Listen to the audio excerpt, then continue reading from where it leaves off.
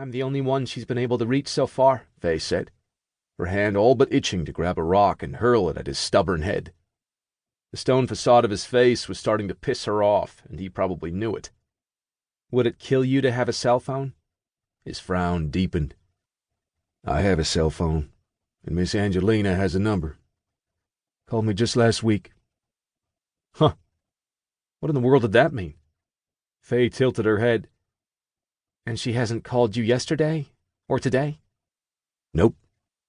Well, that was interesting, and not just a little disconcerting. Everything in Faye wanted to hand off the case to Hunter and head back to figuring out what to do with her life in Louisville. But Miss A had been insistent that Faye work it to the end, and there was some logic there, considering Faye had once been a shrink. A mistake among many in her life. She drew off her beige backpack because her shoulders were starting to ache. Perhaps Miss A wanted me to deliver these to you. His gaze dropped to the pack, and then he sighed. You might as well come inside, then. How could a girl refuse such a gallant offer? She snapped, holding the pack with her good arm and starting for the green-painted side door. The quickest flash of a smile lifted his lips for a moment. When she came abreast of him, he reached for the backpack. She jerked it away. I've got it. It looks heavy. He reached for it again, his long arm easily snaking across her body to grasp the strap. No. She pulled again, engaging in a tug-of-war reminiscent of when they were kids. Finally, she twisted her torso, and he either had to let go or pull her entire body toward him. He didn't let go. Instead, he grabbed both straps and pulled, jerking her up against his much harder and taller form. His scent of a man and wild maple hit her so fast she gasped as memories flooded in.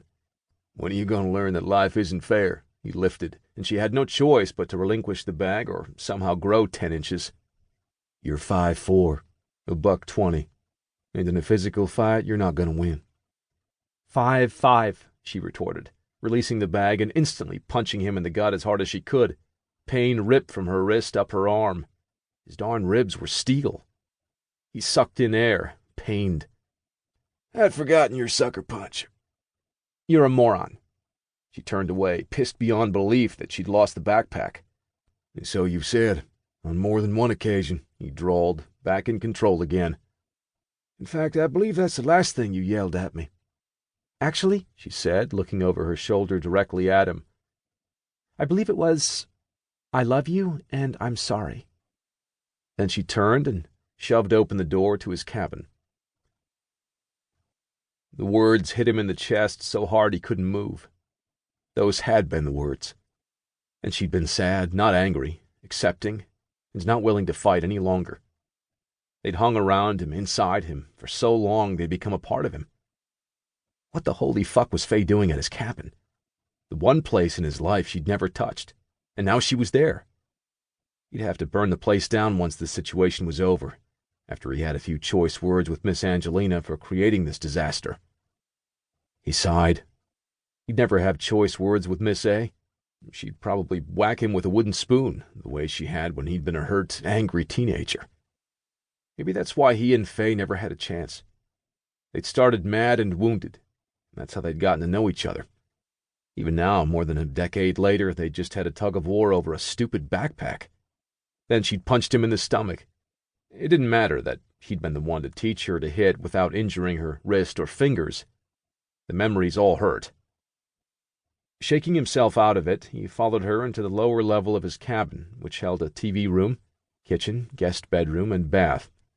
The upstairs was a massive master bedroom and bath he'd designed and built himself on top of the existing structure. She pulled out a chair at the round wooden table, facing the wide windows with a view of the creek. Might as well get started. He swallowed. There were so many words to say he couldn't find one. Damn, she looked good. Straight blonde hair and a sassy style, soft brown eyes, girl-next-door good looks. Her skin was still smooth and freckled, and her eyes lively, even with the tired lines showing stress. The stress concerned him. Had she not healed in the last 5 years like he had? If he had? Shit. Sometimes in the middle of the night, when nightmares woke him, he wasn't sure he had. How are you these days?